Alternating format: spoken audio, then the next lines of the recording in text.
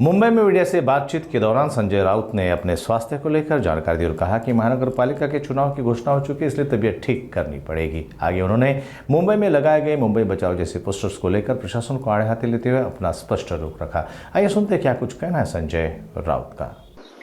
महानगरपालिकेच्या निवडणुका जाहीर झालेल्या आहेत, त्याच्यामुळे तब्येत सुधारायला हवी। तुमच्या समोर उभा आहे बोलण्यासाठी।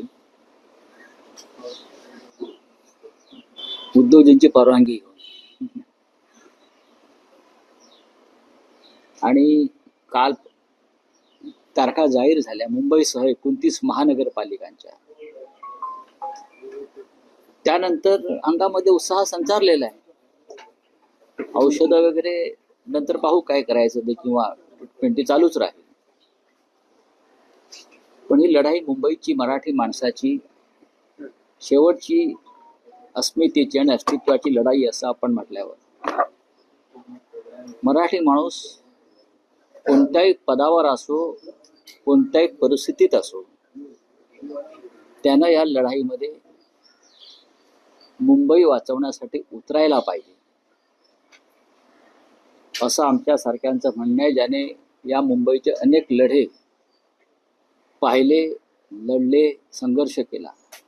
हिंदुहृदय सम्राट बाळासाहेब ठाकरे यांच्या नेतृत्वाखाली त्यांना स्वस्थ बसता येणार नाही। मुंबईमध्ये गेल्या काही दिवसापासून काही पोस्टर्स लागले मुंबई वाचवण्यासाठी, मराठी माणसाला आवाहन करतात। त्यात कोणत्याही पक्षाचं नाव नाही। सरकारला भीती वाटली आणि त्याने एका रात्रीत हे सर्व पोस्टर्स काढायला लावले। का तर म्हणे आचारसंहितेचा भंग होतो।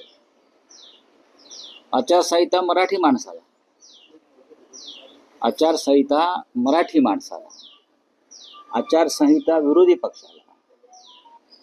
आणि हे जे सरकारचे लोक आहेत त्यांना काय, निवडणुकाच्या तारखा जाहीर होण्याच्या 10 मिनिटं आधीपर्यंत शासनाचे आदेश निघत होते। निधी संदर्भात नगरविकास खात्याचे आदेश निघत होते। हा विकासाच्या घोषणा होत होत्या आणि मग ते सगळं पूर्ण झाल्यावर निवडणूक आयोग 4 वाजता तारखांची घोषणा करतो। हा आचारसंहितेचा भंग नाही। तुम्ही सरकारला पूर्ण मुभा देत आहे। पैशाचं वाटप प्रचंड होणार। 15 लाखाची मर्यादा आहे। मुंबई म्हणजे अ ब क ड 15 लाख, 13 लाख, 11 लाख आणि 9 लाख असं हे अ ब क ड आहे। मुंबई, नागपूर, पुणे वगैरे अ मध्ये त्यांना 15 लाखाची मर्यादा आहे। निवडणूक आयोग खात्रीनं सांगू शकेल का सत्ताधारी पक्ष फक्त 15 लाखावर थांबणार? जो सत्ताधारी पक्ष नगरपालिका नगरपंचायत निवडणुकीमध्ये 100, 150 कोटी एका नगरपालिकेत खर्च करतो, तिथे ज्या सत्ताधारी पक्षानं, तिन्ही म्हणतो, नगरसेवक फोडण्यासाठी, विकत घेण्यासाठी 2-2, 5-5 कोटी रुपये खर्च केले, तो 15 लाखावरती खर्च मर्यादा पाळणार आहे का?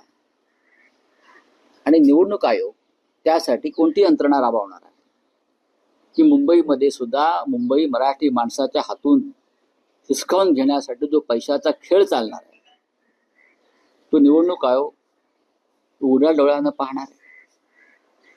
मी जे म्हणतोय, प्रत्येक मराठी माणसाचं हे कर्तव्य आहे की या वेळेला ही लढाई प्रत्येकाची असायला पाहिजे।